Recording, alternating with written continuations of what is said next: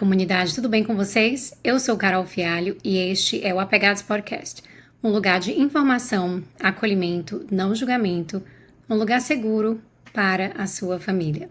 Se este é o seu primeiro episódio, sejam muito bem-vindos, e se você já faz parte da família, é muito bom ter você aqui com a gente de novo. Se você não só faz parte da família, como também colabora para a criação dos futuros episódios do Apegados, através do apoia.se/apegados, o meu muito obrigada. E se você vem sempre aqui, usa o Apegados de forma profissional, se você valoriza o meu trabalho aqui com esse projeto independente, por favor, considere apoiar o Apegados para que eu consiga manter o Apegados no ar. E hoje nós vamos estar falando sobre um tema super sério, que na verdade foi recomendação de uma seguidora lá no meu Instagram, @fialhocarol. Ela pediu para que eu falasse sobre jogos de poder nas relações familiares. E mesmo que esse tema esteja presente em muitos episódios do Apegados, não está de forma direta, né? Eu não falo diretamente sobre isso. E aí hoje eu vou estar falando mais profundamente sobre esse tema, jogos de poder nas relações familiares. E eu vou começar contando para vocês uma historinha que aconteceu na minha casa, provavelmente aconteceu na sua também, só para começar a ilustrar um pouquinho a relação do poder dentro da família, certo? Eu lembro de uma vez, há alguns anos, quando a minha filha ainda era pequenininha, ela estava naquela fase de testar bem os limites, ali nos 2, 3 anos. E como muitos pais, eu também passei por um momento em que as coisas começaram a aparecer, assim, uma verdadeira batalha, uma guerra na minha casa para ver quem dominava o espaço. Ela com o seu jeitinho teimoso de ser e eu com a minha necessidade de estabelecer regras, de que tem que ser do meu jeito, todas aquelas minhas crenças limitantes, né? E aí, a verdade é que estava acontecendo ali nessa interação um jogo de poder, bem inicial, bem primário, mas já era um jogo de poder. Não era só sobre quem estava certo ou errado, mas sim sobre como estávamos nos influenciando, às vezes de forma até inconsciente. Essa luta, que eu sei que muitos de vocês já viveram ou vivem diariamente, vai muito além de simples birras ou disputas. Pode também estar enraizada em algo muito mais profundo, que é o que vamos explorar um pouco mais no episódio de hoje. Claro que, dadas as proporções, idade, momento de desenvolvimento, essas birras elas vão ter diferentes significados e propósitos. Mas isso é apenas para destacar que desde muito cedo a criança entende que existe algo de dentro da relação de poder, que somos influenciados por essa relação de poder. A criança entende que certos comportamentos geram respostas X, Y e Z em seus pais, e isso é uma experiência de poder. Quando pensamos em poder, nossa primeira ideia pode ser aquela ideia mais clássica de controle, autoridade, manipulação. Mas o poder, ele é algo muito mais sutil. Ele pode ser muito mais sutil, que permeia todas as nossas relações, até em momentos mais simples do dia a dia. Um dos filósofos mais importantes da contemporaneidade, quando eu penso em poder, imediatamente eu penso nele, que é o Foucault, dizia que o poder não é algo que você tem, mas sim algo que está sempre circulando entre as pessoas.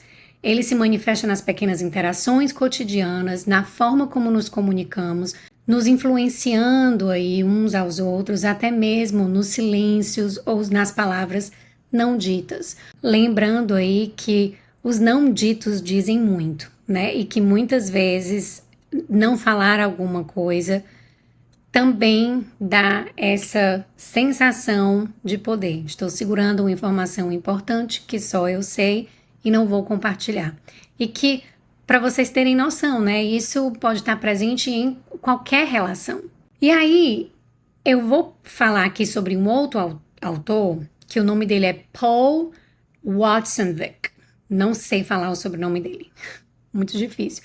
Mas ele é um dos maiores teóricos da comunicação. Ele escreveu um livro chamado A Pragmática da Comunicação Humana.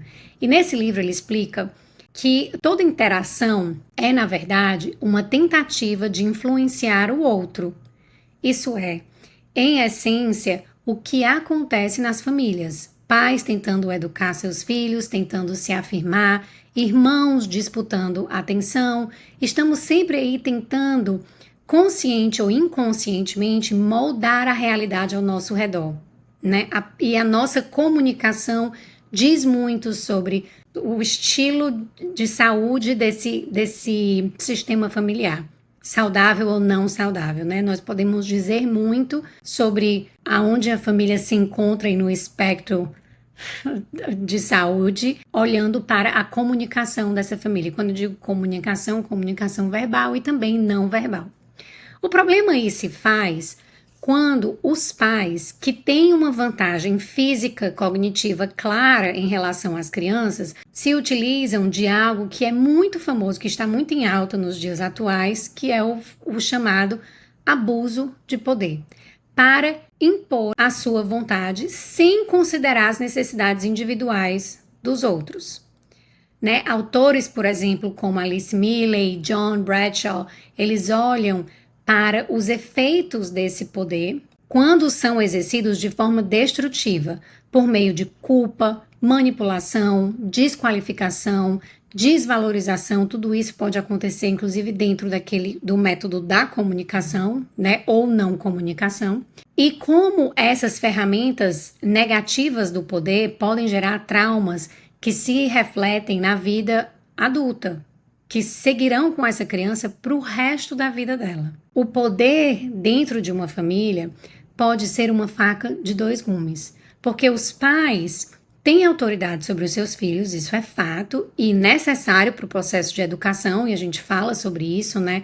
O Jonathan Haidt, ele gosta muito de falar que todas as relações, as esferas humanas acontecem de alguma forma que elas se organizam no sistema hierárquico e que isso é importante que aconteça para criar ordem e todas essas coisas, né, dentro de um sistema de pessoas, porque a família nada mais é do que um sistema. E aí, os pais, eles realmente têm autoridade, e é importante que seja assim, para o processo de educação da criança, disciplina, mas, no entanto, quando esse poder ele é mal utilizado, ele pode se transformar facilmente em abuso.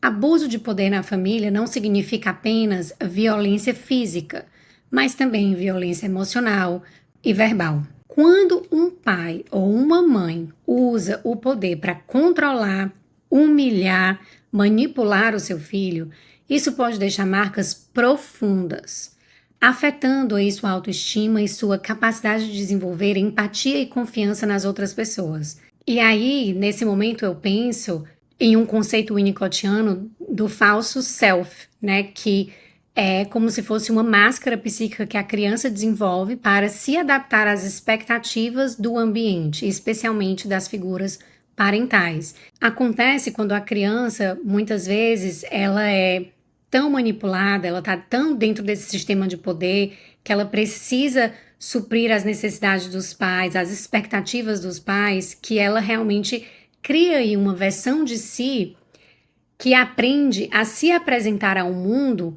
para ser aceita, amada ou para evitar rejeição. Não é uma maneira de se apresentar autêntica, porque ela perdeu essa autenticidade dentro desses jogos de manipulação e jogos de poder com seus pais. Claramente isso acontece, gente, o tempo inteiro nas nossas relações. A criança não quer fazer uma coisa que vai ao encontro das nossas expectativas, nós manipulamos. Ah, mas a mamãe vai ficar muito triste, o papai vai ficar muito triste. Isso é manipulação. Ah, mas se você fizer isso, eu te dou isso. Manipulação. De uma forma ou de outra, nós vamos estar aí manipulando a criança. E aí é sempre importante pensar, para nós, comunidade, o que estamos pensando nas nossas relações, em construir relações mais saudáveis, sempre tentar entender quais são os nossos limites inegociáveis e que para isso precisa realmente ter limite. E para todos os outros, pensar, eu tô considerando o meu filho a vontade dele, a autenticidade dele, eu estou honrando a minha criança ou eu estou impondo a minha realidade, a minha expectativa, a minha forma de ser no mundo diante do meu filho, esperando que ele seja dessa forma e me obedeça cegamente. Quando a gente fala de obediência cega, que muitas vezes acontece como resultado desses jogos de poder, me vem à cabeça um famoso estudo que eu não sei se vocês já ouviram falar, mas foi um estudo muito famoso realizado pelo psicólogo Stanley Milgram, que é um exemplo poderoso de como a obediência cega pode ser perigosa. O experimento ficou conhecido como o experimento de Milgram, realizado na década de 1960, que foi projetado para estudar até que ponto as pessoas obedeceriam à autoridade, mesmo quando as suas ações resultassem em dano a outra pessoa. Então, no experimento, os participantes eram instruídos a administrar choques elétricos em uma outra pessoa, que na realidade era só um ator, ele não estava recebendo choques, como parte de um estudo sobre a aprendizagem.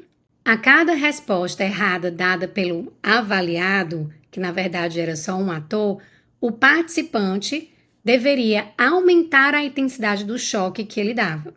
A intensidade aumentava até níveis extremamente altos, chegando a uma dose potencialmente letal, com a última configuração marcada, inclusive, como choque letal, de 450 volts. Ou seja, eles sabiam que eles estariam aí potencialmente matando a outra pessoa. E o surpreendente resultado do experimento foi que a maioria dos participantes continuava a administrar os choques, mesmo quando o avaliado começava a gritar de dor e pedia para parar. E muitos deles iam até o nível de choque letal, para vocês terem ideia, simplesmente porque estavam sendo instruídos por uma figura de autoridade, que no caso aí era o experimentador, a continuar. Olha que absurdo, né? Olha que loucura. O estudo de Milgram revelou a profundidade da obediência à autoridade e ajudou a lançar luz sobre como as pessoas podem agir contra sua própria ética e julgamento moral quando estão sob pressão de uma figura autoritária. Isso gerou uma discussão sobre os limites da obediência e a responsabilidade ética em situações de autoridade. Esse experimento, ele é frequentemente citado quando se fala sobre comportamentos obedientes em contextos de autoridade. E também é criticado por questões éticas, óbvio, né? Especialmente pela angústia emocional que causou aos participantes que acreditavam estar realmente machucando outras pessoas. E aqui eu trouxe esse tema porque só para a gente ver o perigo que é educar os nossos filhos dentro de um sistema de obediência cega, que muitas vezes é fomentado por conta desses jogos de poder familiar, onde os pais, o adulto ou um dos pais, não abre mão, não permite que os outros membros dessa família experimentem nenhum tipo de senso de poder. E aí só resta aos outros membros dessa família obedecer cegamente, porque senão eles podem ser expostos aí a severas punições, se não vão de acordo com a expectativa de um ou mais adultos, né, membro dessa família. E aí aqui eu quero trazer a contribuição dos autores John French e Burton Haven para a compreensão das relações de poder. Em 1959, eles publicaram um estudo que é essencial para entendermos como o poder funciona em qualquer relação, incluindo as familiares. Eles identificaram 5 fontes principais de poder e depois aí adicionaram uma outra fonte de poder, né, principal de poder. Mas inicialmente eles falaram sobre 5 que eles perceberam muito dentro desses jogos de poder no nosso dia a dia. O primeiro deles é o poder legítimo, quando alguém tem autoridade para tomar decisões ou dar ordens. Quando a gente pensa aí no âmbito político, né, é muito claro quem tem as decisões, quem tem o poder para tomar as decisões. No contexto familiar, pode ser o papel de autoridade dos pais, por exemplo, mas também vemos isso em outras relações, como líderes de grupo, figuras de autoridade. Então, esse primeiro é o poder legítimo. Depois vem o poder de recompensa. Esse poder é baseado na capacidade de recompensar o outro. Pode ser desde um elogio até uma recompensa material. Em casa, isso pode acontecer quando usamos o elogio ou a promessa de algo como forma de controlar o comportamento dos nossos filhos, que é o que eu falo aqui sobre recompensas, né? Sala de aula, eu vou te dar um adesivo se você se comportar bem. Isso é você estar exercendo poder, que nada mais é do que manipulação e controle dentro das relações. E aí o terceiro tipo de poder é o poder coercivo, que é o poder de punir, controlar por meio de ameaças. Em uma família pode se manifestar em situações de disciplinas rigorosas, onde medo e uma punição é o que motiva o comportamento da criança. O que é muito comum quando se trata de crianças aí que vieram de uma educação tradicional. As crianças morrem de medo dos seus pais. Mesmo adultos, né, ainda têm medo dos seus pais, porque esse poder coasivo aí, ele foi o mais presente dentro daquela estrutura familiar. O quarto poder seria o poder referencial, que é o tipo de poder que vem da admiração e do afeto que alguém tem por outra pessoa. Então, um líder religioso, por exemplo, que tem a admiração e o afeto de muitos seguidores, tem um poder referencial, e esse poder ele é baseado em uma relação mais emocional, mais pessoal.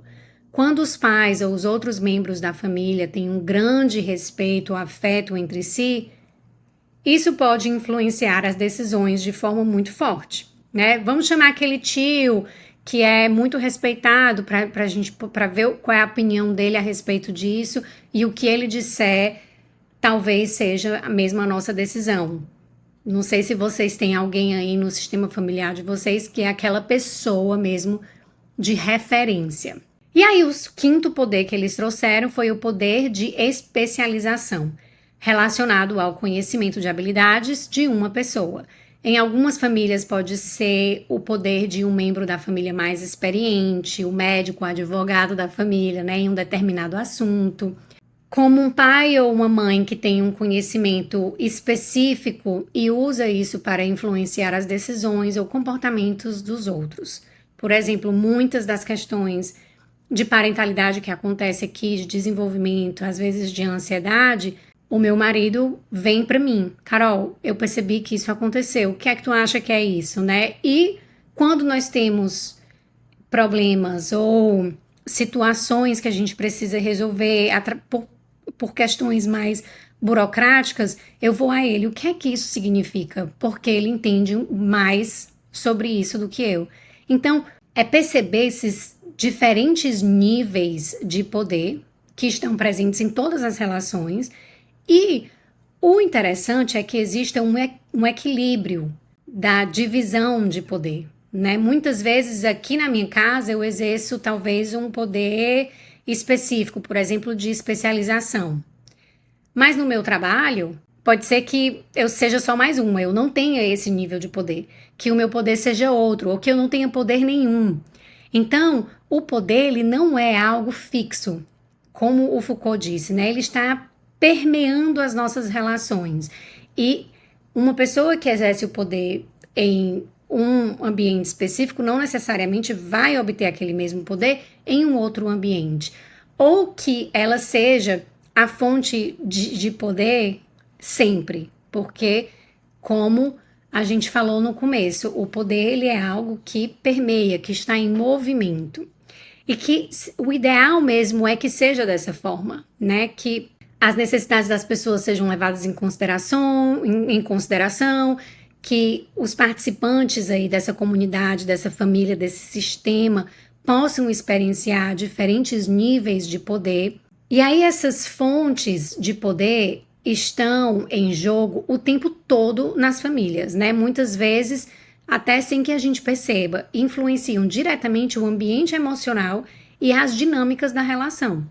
E aí, de que outras formas nós podemos olhar para essa dinâmica de poder na família?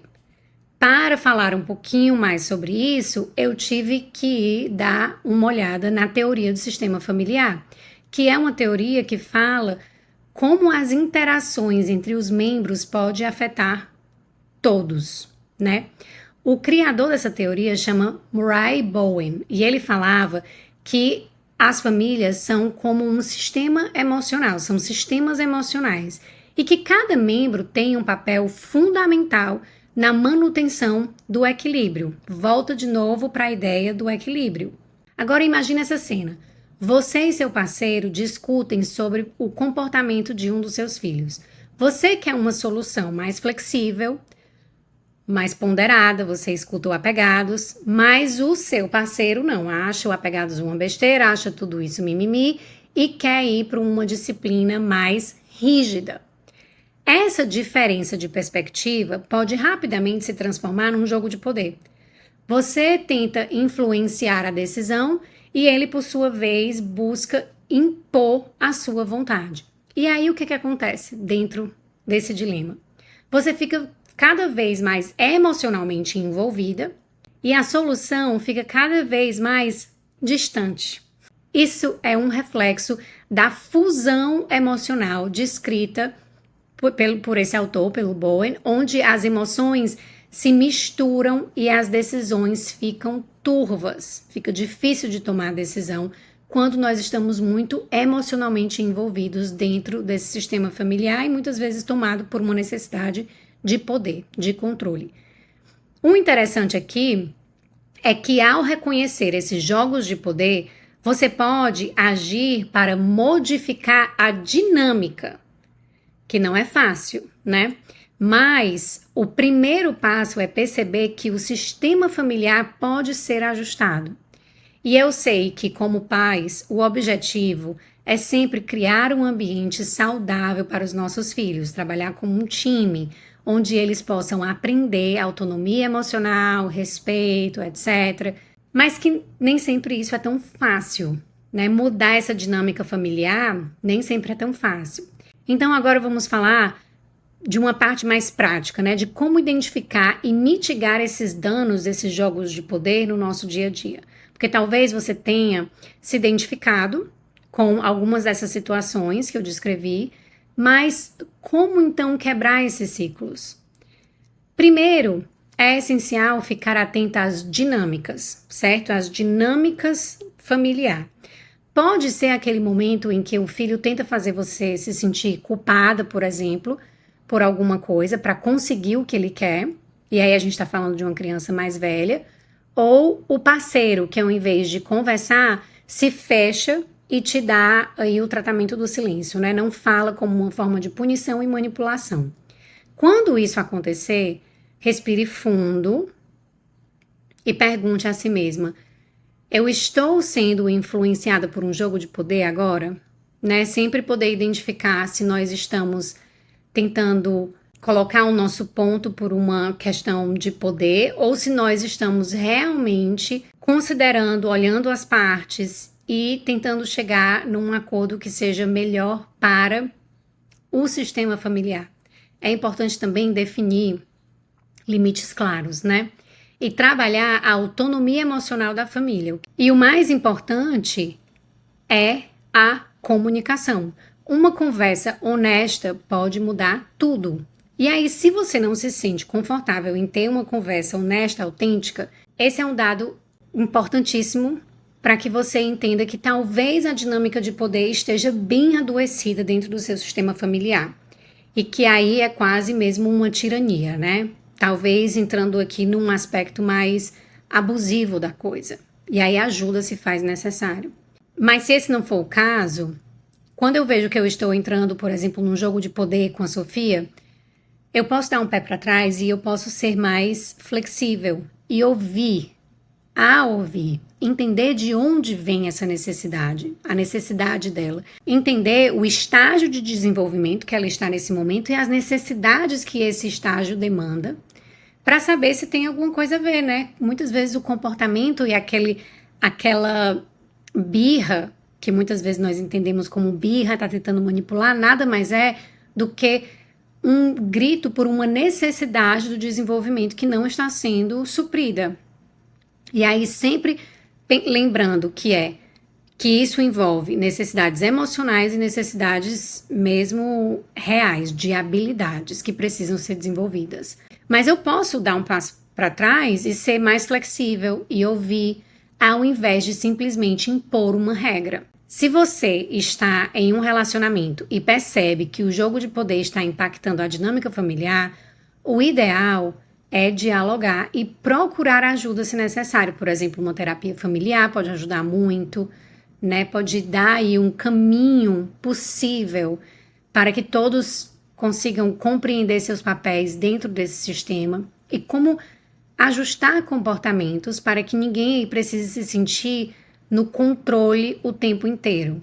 E no final, fica a grande pergunta: será que existe uma relação sem jogo de poder? E aí, gente, eu acredito que isso não é possível, que relações de poder estão presentes em todas as nossas relações, seja de uma forma mais clara ou de uma forma mais velada. Eu acredito que em qualquer relação existe um nível de poder, mas o segredo está em como esse poder é gerenciado. Se a relação for construída com respeito mútuo, na escuta ativa e na valorização das diferenças, o jogo de poder perde a força. Quando conseguimos perceber o momento em que estamos querendo dominar ou controlar, podemos parar e criar uma relação mais igualitária. Até porque muito da nossa necessidade de controlar vem de respostas das nossas defesas em relação, muitas vezes, ao nosso passado, a maneira como nós fomos educados. Se nós fomos educados dentro de um sistema opressor, de jogo de poder muito traumático dentro do nosso sistema familiar, com pais tiranos que pouco se importavam com o nosso emocional e que nós não tínhamos espaço para dar opinião, para ter voz, muitas vezes nós somos automaticamente levados a esse papel em relação aos nossos filhos. Quando os nossos filhos estão demandando espaço, que eles tenham voz, que eles querem ser vistos, a nossa parte traumática, a nossa criança interior que não teve espaço para isso, entra em ação e ela quer controlar. E ela quer dizer, não, eu não tive espaço, então você também não vai ter. E é dessa forma que a gente vai perpetuando ciclos de violência, né? Porque a gente não percebe que esses jogos de poder que nos envenenaram, que nos fizeram deixar de nos amar na infância, né? De criar um falso self para ser aceitos, perdemos a noção do nosso próprio valor, ele vem dentro da nossa relação com os nossos filhos. E aí, esse é o grande desafio da parentalidade respeitosa, né? Podermos perceber quando que nós estamos perpetuando esses ciclos de violência que está muito relacionado com jogos de poder, com essa necessidade de estar no poder, no controle, manipulando as respostas, ou seja, não aceitando de fato quem os nossos filhos são, porque eles são quem eles são, diferente de nós, diferente de nossas expectativas muitas vezes, e é doloroso perceber isso, é doloroso lidar com as nossas feridas, porque eles vão escancarar as nossas feridas. E poder dar o sinal para o nosso corpo de que está tudo bem, né? Que você não precisa estar no controle. E olha que engraçado, quanto mais você vai desenvolvendo essas habilidades de controle emocional, não controle pelo outro, mas controle de si, das suas respostas, mais reparação você vai fazendo com a sua criança interior, com os seus traumas, porque você vai mostrando para si mesmo que é possível ser diferente, que é possível dar uma outra resposta, que é possível quebrar essas relações de poder, de manipulação, que podem adoecer muito, né? Que são bem adoecedoras. Então, tem relação sem poder? Acredito que não. Mas esse poder, ele pode ser um poder bem mais flexível, igualitário, respeitoso, né? E sempre fluido, sempre fluido. E aí eu quero que, ao refletir sobre esse episódio, você pense em como as dinâmicas de poder estão presentes na sua família e como você pode trazer mais equilíbrio para essas relações. Porque estudos mostram que, gente, é incrível. Os estudos sobre o efeito do poder no cérebro é muito incrível, né? Existem estudos que mostram que quando a pessoa tem maior experiência de poder, quanto maior essa experiência de poder, algumas pessoas ficam mais egoístas, mais rígidas, menos empáticas. Foi feito na Universidade de Michigan, foi feito um estudo que colocaram alguns alunos vestindo uniformes de polícia e alguns alunos vestindo uniformes de presidiários. E esse estudo era para durar, assim, vamos supor, 3 semanas, e tiveram que terminar o estudo, o experimento, por exemplo, em poucos dias. Porque na convivência, no dia a dia ali daquele experimento, os alunos que estavam vestidos como policiais começaram a desenvolver rapidamente comportamentos mais agressivos, mais punitivos, tomados ali pelo aquele senso de poder que o uniforme trazia. Só para vocês verem como é sutil, né? Como tudo dá uma mensagem de poder, da maneira como você se veste, da maneira como você fala, como você se comporta. Todas as relações têm alguma forma de poder permeado. Se você não está atento a como isso mexe em você, você pode acabar se tornando essas pessoas que experimentam o poder e ficam mais egocêntricas, egoístas, menos empáticas e com atitudes mais agressivas em relação ao que você considera ser o outro, o oposto de você, né? O que a gente vê muito hoje, nossa sociedade está muito polarizada, ou é uma coisa ou é outra. E todo mundo, dentro do seu discurso de poder, acredita que o outro é a pior espécie, basicamente. E tem comunicações agressivas, comportamentos de diminuir, de desqualificar. Então, precisamos estar muito atentos no que essa sensação de poder causa ao nosso cérebro, né? É muito comum também vermos mulheres em estado de sofrimento, de violência doméstica, porque o homem fisicamente muitas vezes pode ser o detentor do poder. Então, qualquer coisa que vá contra a expectativa desse homem em relação à sua esposa, por exemplo, pode ser um potencial risco para essa mulher. Ela pode sofrer violências dentro da própria casa. Então, é muito importante falarmos sobre esse tema, pensarmos sobre esse tema, em como que nós podemos aí tornar as dinâmicas familiares mais equilibradas para a saúde dessa família.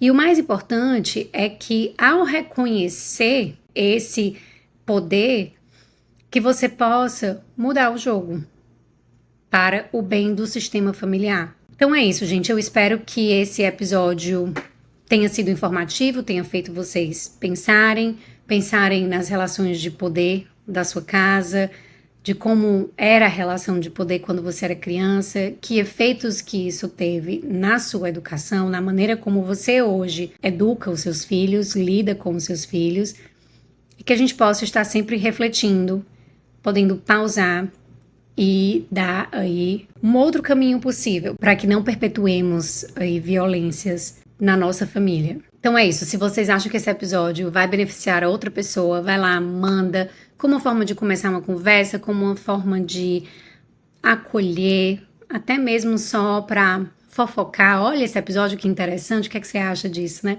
Mas vai lá, manda, isso também ajuda muito a expandir a nossa mensagem. Se você ainda não deu 5 estrelas para Pegados, vai lá nas 3 bolinhas, dá 5 estrelas no Spotify, porque isso ajuda também muito a expandir a nossa mensagem. É isto por hoje e nos vemos no próximo episódio. Beijo. Tchau, tchau.